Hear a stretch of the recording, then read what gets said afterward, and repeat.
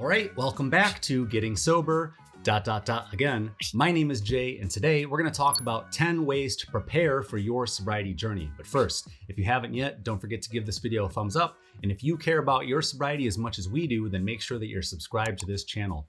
All right, let's get started. Before we officially get started, I wanted to ask those of you out there who are already sober, what are your tips that you would like to share for those out there who are about to start their sobriety journey?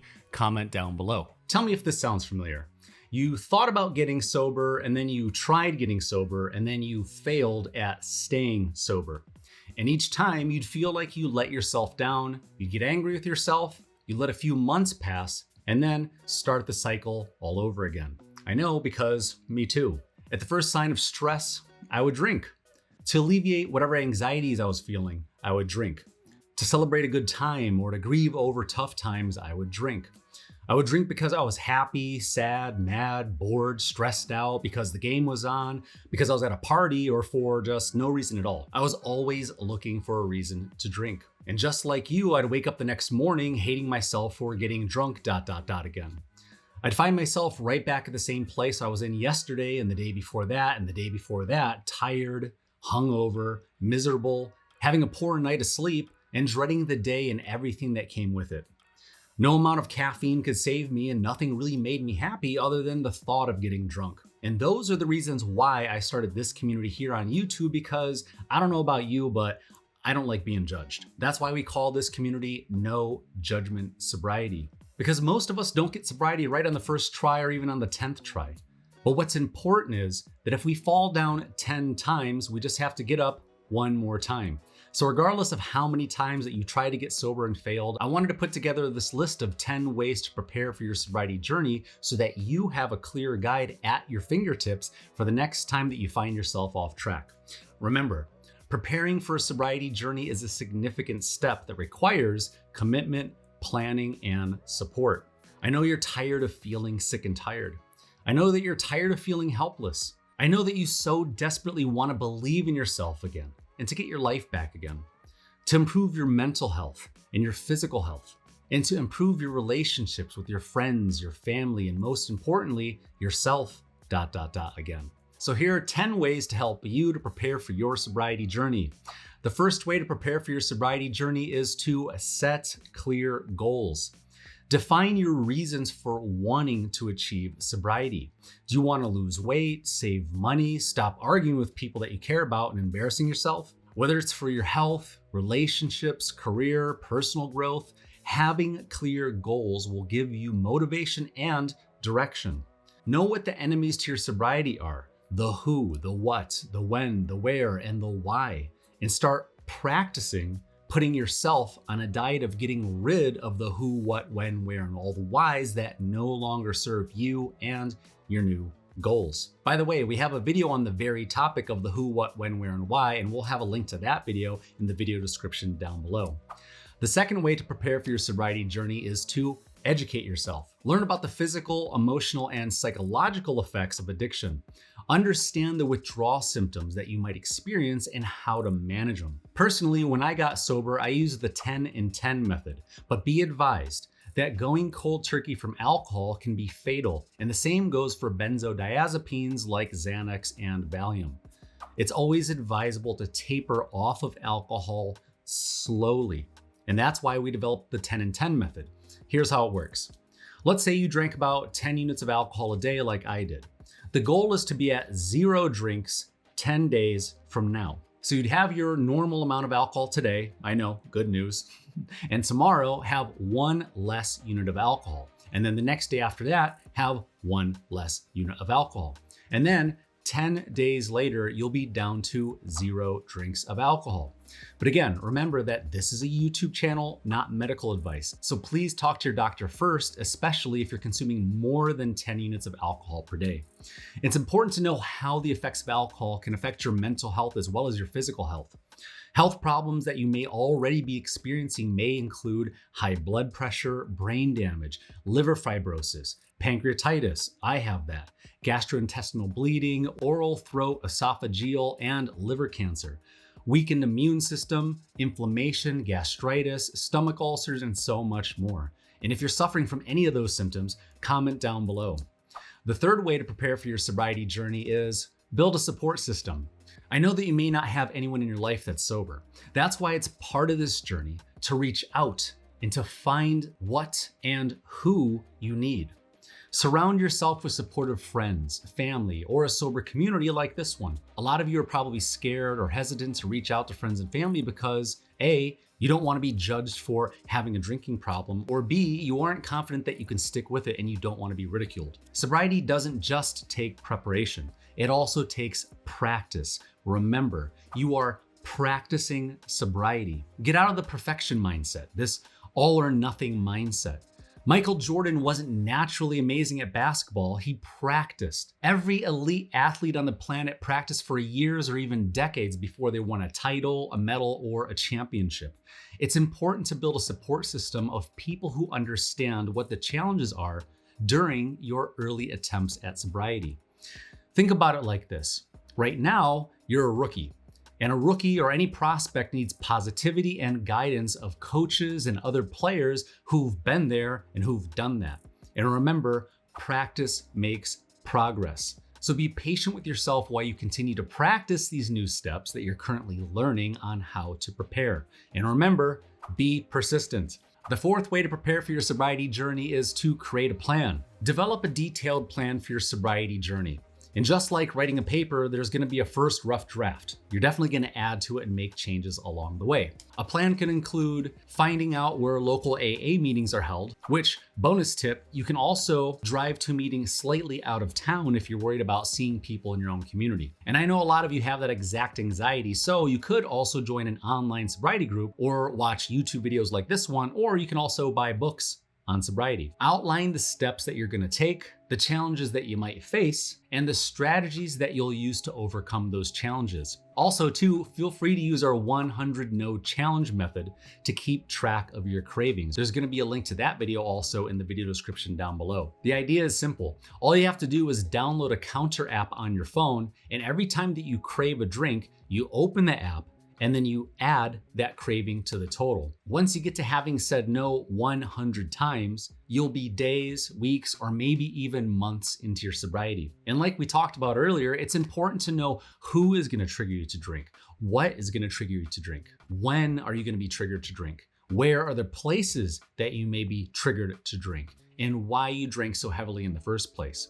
Was it out of boredom, stress, your job, or your environment? Do you have childhood trauma? Are you still getting over a breakup or a divorce, but you never went to therapy or got any professional help for it?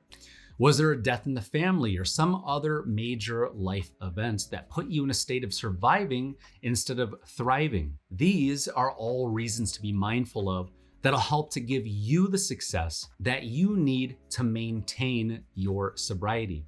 The fifth way to prepare for your sobriety journey is to remove triggers. Just like we talked about, you need to identify and eliminate triggers that lead you to the use of alcohol and maybe other substances.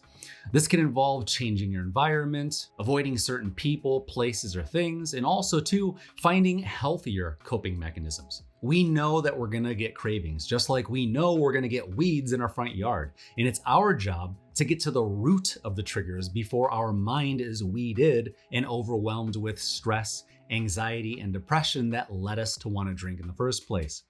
The sixth way to prepare for your sobriety journey is to seek professional help. YouTube videos are pretty good, but sometimes we just can't do it on our own. We all constantly battle with what we need to do versus what we're actually willing to do.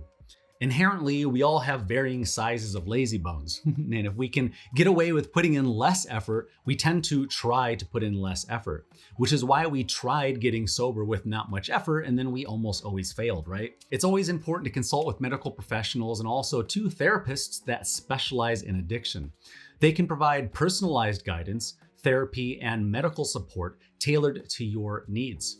And bonus points for all of you out there that are actively attempting to be proactive towards getting sober before your friends and family or maybe your doctors hold an intervention for you. But somehow, weren't we always able to afford a bar tab or a bottle of liquor or a bottle of wine or a case of beer? We could easily spend $100 a week on alcohol, which, by the way, is about the same price as online therapy.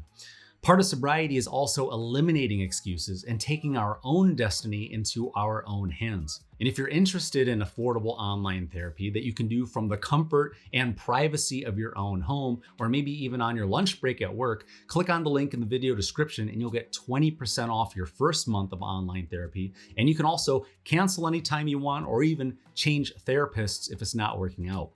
The seventh way to prepare for your sobriety journey is healthy lifestyle changes. Focus on adopting healthier lifestyle changes such as regular exercise, balanced nutrition, and proper sleep to help your body recover and also to reduce your cravings. And I also want to throw this very important tip out there. I know a lot of us out there are anti-doctors, but meeting up with your doctor and letting them know before you're about to start your sobriety journey is a great way to get a basic checkup to see what your blood pressure is, and maybe also to do your blood labs to make sure that nothing else is wrong. And then after your first 30 days is up, you can plan to revisit your doctor and then see just how much your health has improved. When we start a new habit like sobriety, do you think it would be a good idea to pair it up with old bad habits? No. So give sobriety new friends, new hobbies, new associations, and know that it's gonna take time. Repeat after me. It's not gonna happen overnight. You don't go to school on the first day and expect a degree by the end of the week. Nobody's ever gone to the gym one time and looked in the mirror and said, wow. You don't go on a date and expect to fall in love by the end of that date, and you wouldn't start a new job and have any expectations that you'd be running the place by the end of the year. Anything that's worth doing, that's transformative and life-changing, takes time. Know that we hardwired our brains into wanting to feel good on demand. But we're all smart enough to know that good feelings on demand are unrealistic expectations. So don't fall into that trap and take the time right now to get ahead of that excuse too. The eighth way to prepare for your sobriety journey is develop better coping skills. It's important to learn and practice healthier ways to cope with stress, anxiety, and other emotions that you've been avoiding with alcohol. And engaging in new hobbies can be incredibly helpful. But don't be the person that finds themselves saying, I tried meditating, deep breathing, and going for a long walk, but it's nothing compared to getting drunk. It's not supposed to be. Alcohol became the duct tape solution for our good times, our bad times, and everything in between. Think of all the times that you were angry, depressed, and anxious. I bet that if you could force yourself to remember the 10 most embarrassing and regrettable moments of your adult life, alcohol would probably be involved in most of them. It's time to start solving your problems and put an end to creating new ones. The ninth way to prepare for your sobriety journey is to keep a journal. Document your thoughts, your feelings, and your progress throughout your sobriety journey. It can help you to track your successes, identify toxic patterns, and remind you of how far that you've come along your sobriety journey. Here's a pro tip. In your journal, on the days that you had strong alcohol cravings due to outside influences such as stress, fold the corner of that page. After keeping the journal for about 30 days or so, take a look back at those 30 days to find out what the common problems were. Maybe circle them in red. Was it with your significant other, your job, bills? Were you being tempted maybe by friends that still drink? Were you feeling the fear of missing out? Was there a special occasion or an anniversary of maybe somebody who passed away? Did you have bad dreams the night before, or maybe a poor quality of sleep also the night before? Keep track of your sugar intake, your junk food intake, how much caffeine that you're consuming, and the times of day that you consume them. Personally, I figured out that if I consume caffeine after 12 p.m., I was more likely not to fall asleep when I wanted to, and then I would end up getting a poor quality sleep that night. You're basically just keeping track of yourself, and here's how to do it. So in the morning, when you wake up, take note of how you feel. Do you feel rested? Yes or no? Write down what you ate before bed that night and what you did before bed, such as, did you watch TV, read, go on your phone? Did you doom scroll through social media? Were you watching the news? Were you smoking? Were you vaping, etc.? Eventually, you'll find out that certain bedtime routines are causing you poor sleep. Then at the end of your day, at nighttime, write a paragraph about your day. And if you had any alcohol cravings, take note of when you had the alcohol cravings and a ballpark estimate of how many alcohol cravings that you had. I would suggest to write the amount of alcohol cravings at the top corner of the page and then circle it so that you can quickly reference how much the alcohol cravings decreased each day. The more information you have about you, the better that you can be at managing your thoughts, your feelings, and how you react to them. And before we get to the 10th way to prepare for sobriety, stick around. We have a few more suggestions to help you prepare for your sobriety journey. Oh, and if you haven't yet, don't forget to give this video a thumbs up. All right, the 10th and final way to prepare for your sobriety journey is to celebrate your milestones. Set up rewards for yourself when you hit specific sobriety milestones. We all have to hit 24 hours sober, the first weekend sober, a first full week sober, 10 days, 1 month, a first birthday, Labor Day, Thanksgiving, New Year's Eve, and so on. You're gonna save a ton of money, and now by getting sober, you're actually doing something worth celebrating, just not with alcohol. So here's a fun exercise. Pause the video right now and realistically calculate how much money that you spent on alcohol and other alcohol-related expenses each week. Alcohol-related expenses could include taking an Uber or a Lyft. It can also be maybe a DUI and all of its related costs. How about getting your car towed, getting in a fight, going to jail, getting a lawyer? It could be something simple like all the late night fast food that you ate to get sober. Or maybe since alcohol is a depressant, maybe after a certain number of drinks, you might find yourself at the end of the night wanting to put a little pep in your step, if you know what I mean. Calculate how much money you'd be saving and maybe set that aside every week to buy yourself something nice. Maybe you can make some home improvements or go wardrobe shopping, buy some home workout equipment, or maybe get that therapy that you know that you need, but you've been putting off for so long. You are now investing in you instead of investing in Budweiser, Jack Daniels, your local bar, and all the tip money that you gave away to your bartenders. Celebrating these achievements can help to reinforce your commitment and boost your self-esteem, which I'm willing to bet that you may be suffering from a lack of self-esteem after all of the years of binge drinking and all of the bad decision making. Remember that sobriety is a journey and it's unique for everyone. No two paths will be the same. Part of the process includes that there's gonna be setbacks along the way. You're still a very complicated and unique individual who has feelings, hesitations, and regrets, and also too now a growing motivation and inspiration, and who desperately wants to be free from excessive alcohol use, and also too all the other bad habits that have been keeping you from being the best version that you can be. If you find yourself struggling, don't hesitate to ask for help from your support system, from your doctor, from your therapist, from your addiction specialist, from an AA meeting, from your sponsor, from an online sobriety meeting, or from our community right here on YouTube. And don't forget to reach out to your trusted friends and family members. Practicing vulnerability is also part of the sobriety journey. So too is being honest and truthful even when we're feeling less than our best. All right, and now for a few bonus tips of advice for preparing for your sobriety journey. Bonus tip number 1 is you don't have to wait for a special occasion. It doesn't have to be New Year's Day or even on your birthday. Personally, I like the idea of starting on a Thursday so that by Friday night, which is one of the when triggers from the who, what, when, where, and why, getting sober on a Friday then won't seem so daunting because you'll already be 24 hours sober if you quit drinking on Thursday. That way you'll have all the momentum that you need going into the rest of the weekend and you'll be more likely to stay sober. Bonus tip number 2 is simple. Get all the alcohol out of your house. I don't care how much you paid for it, get rid of it. I'm sure your drinking buddies will gladly take all the booze off your hands. Bonus tip number 3 is be proud of this decision instead of acting like you're some sort of victim or some sort of alcohol martyr. It takes real strength to get 30 days sober. And after you've hit those 30 days, you'll be looking good, feeling good, and full of confidence that you're on the way to breaking this toxic cycle of addiction. And bonus tip number 4 is just do it. You don't have to be perfect. You just have to make progress. Say it. I don't have to be perfect. I just have to make progress. Remember that small change adds up. Are you feeling inspired yet? If you haven't yet, don't forget to give this video a thumbs up and don't forget to leave us a comment in the comment section down below. Our mission is very simple, to help save lives. Don't forget to binge watch more of our videos by clicking on the playlist at the end of this video and check the video description down below for those videos that we mentioned earlier. And with that, I want to wish you good luck on your self-improvement journey, and I will see you in the next video. If you want to see another one of our videos, click here.